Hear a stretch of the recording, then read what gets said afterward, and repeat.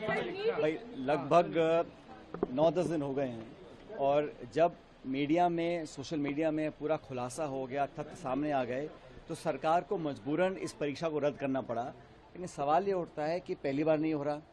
दूसरा, लगभग 22-23 लाख बच्चे जिन्होंने खुद, उनके परिवार वालों ने इतना त्याग तपस्या से मेहनत करी है, और आप सब जानते हैं इस एग्ज़ाम की तैयारी के लिए लोग ट्यूशन्स पढ़ते हैं, क्लासेस लेते हैं और अपना पेट काट के घर परिवार वाले लोग इन बच्चों की मदद करते हैं। सवाल ये है कि जब पेपर कैंसिल हुआ है तो जिन बच्चों ने ईमानदारी से ऑनेस्टली एग्ज़ाम दिया था उनका क्या हश्र होगा, और इस पूरी व्यवस्था पर सवाल खड़े हो गए हैं। जब नेशनल टेस्टिंग एजेंसी बनी थी तब कहा गया था फुल प्रूफ हम इंतजाम कर रहे हैं, और एनटीए लगातार एक्सपोज हो रहा है। और ये पहली बार नहीं हुआ, इससे पहले जब लीक हुआ मेरे ख्याल 2 साल पहले, उसमें जांच बिठाई गई, उस जांच का कोई परिणाम नहीं आया, किसी को दंडित नहीं किया गया, किसी को उदाहरण नहीं बनाया गया।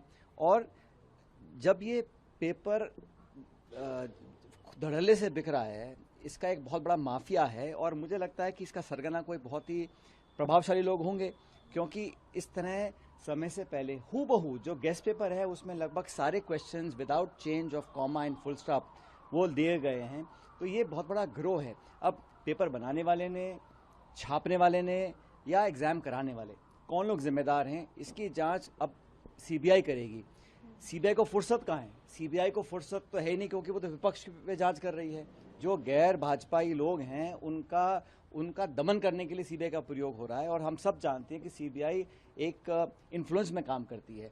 तो अगर हम लोगों को, इस देश के नौजवानों को न्याय दिलाना है तो इसकी जांच एक जुडिशल जांच हो, एक ऐसी इंक्वायरी हो जो सरकार के बाहर हो, क्योंकि सरकार में कोई शिक्षा विभाग है, कोई मंत्रालय है, कहाँ तक और सीबीआई उन लोगों को पकड़ पाएगी, खासकर जो बड़े लोग हैं। छोटे मोटों का अभी भी राजस्थान में मेरे ख्याल 45 लोगों को डिटेन किया है, उनको चार्जशीट नहीं किया, अरेस्ट नहीं किया, कोई मुकदमा नहीं बनाया है, तो कोई दबाव होगा।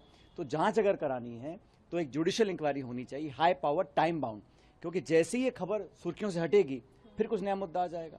इसलिए सरकार को पहली बात तो संज्ञान लेना चाहिए कि ये बार बार क्यों हो रहा है, और बजाय इसके कि सरकार 24 घंटे राजनीति करे, उनको ध्यान देना पड़ेगा गवर्नेंस के ऊपर। अगर इस देश के नौजवानों का विश्वास इस व्यवस्था से उठ जाएगा तो बहुत बड़ा एक चैलेंज है देश के लिए, क्योंकि ये पूरे जो देश की परीक्षा है इसमें बहुत लोग अरमान लगाए बैठे। पहली बात, देश में बेरोजगारी है। दूसरा, जो लोग पढ़ लिख कर क्वालिफाई होना चाहते हैं उनके साथ धोखा हो रहा है, और बार बार हो रहा है।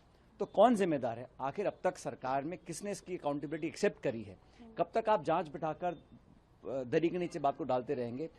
कोई ना कोई इसको एक्सेप्ट करे कि हाँ, मेरी मॉरल रिस्पॉन्सिबिलिटी है, मैं जिम्मेदार इसका हूँ, एक एग्जाम्पल सेट करें।